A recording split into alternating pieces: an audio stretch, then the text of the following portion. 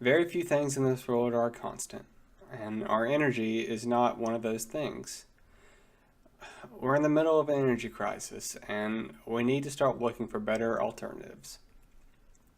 Fossil fuels make up the majority of our markets right now, and our reserves are running low. It's time we start investing in renewable energy. Hydropower or hydroelectricity is a better, longer lasting resource that we need to start investing in. Unlike fossil fuels, hydropower is clean and it's renewable, and our reserves of fossil fuels are running out. And when they run out, we're done. There's no getting them back. In 1956, a man named M. King Herbert published a hypothesis stating that any oil production curve would mimic that of a bell-shaped curve, and he was right.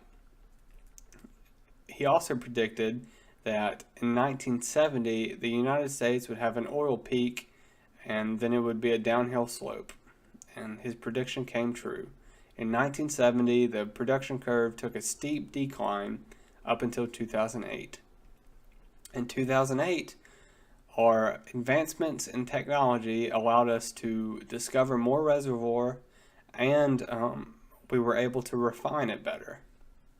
But the upward trend won't last.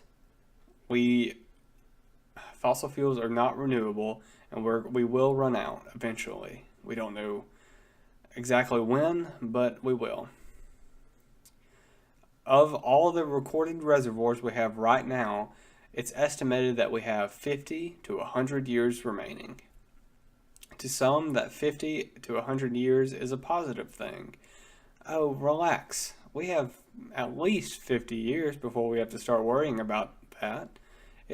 We'll cross that bridge when we get there. But to me, I see it as an obstacle we have to overcome. Even without the limited resources of oil and the impending time crunch, there are other reasons we should get away from burning fossil fuels. Oil, coal, and other fossil fuels emit gross amounts of carbon dioxide when they are consumed. This pollution is bad for the environment. Fortunately for us, leaders across the world met together and they signed an agreement. This agreement is known as the Paris Agreement. And this pact is an attempt to fight back climate change by keeping the global temperature rise below 2 degrees Celsius. If we are able to keep that agreement, then it's going to be impossible to use the remaining reservoirs we have. It's estimated that if we want to keep to that goal of keeping it below 2 degrees Celsius, we're going to have to leave 65 to 80% of our reserves in the ground untouched. Now, that's going to cut down on our time limit drastically. Fossil fuels are limited for multiple reasons. It's time we find a better alternative, and that better alternative is hydropower. According to a report on the United States Energy Information Administration, our renewable energy accounted for 11% of the total energy consumption in 2017. And hydropower topped off the renewable energy list at 25%. Other countries have already proven that hydropower is a successful alternative. Norway has met their renewable energy goals by 100%, and hydropower accounted for 99% of that.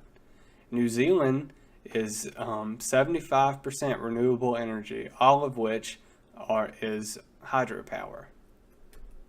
Even in the United States, hydropower has shown beneficial and efficient as opposed to fossil fuels. States like Idaho, Washington, and Oregon, most of their power comes from hydroelectricity. If it has been proven to work, why aren't we using it? Well, for hydropower to work, it depends on the water cycle. Water builds up, it runs down a stream, it powers turbines, the water then evaporates and returns upstream to repeat the cycle. One of the biggest problems facing hydropower is the high upstart cost. Relocating people, families, and towns, demolishing ecosystems, and building dams is a costly endeavor. Although hydropower doesn't pollute burning fossil fuels, it does still have negative effects on the environment. It disrupts the natural order of the fish and their ecosystems. It blocks off their route upstream to mate and lay eggs. But once the dams are built, maintaining them is relatively cheap, and it doesn't require a lot of workers. Fortunately, we wouldn't have to build any more dams. We wouldn't have to destroy any more ecosystems or relocate any families or anything like that, because in the United States, there are 80,000 dams already built and running, but only 2,400 of those are harnessing power. Seems like a waste to me. The tools are already laid out for us. We just need to use them. The most expensive part of a hydro plant is building the dam and all that comes with that. And if we've already done that, then why aren't we moving in and collecting it?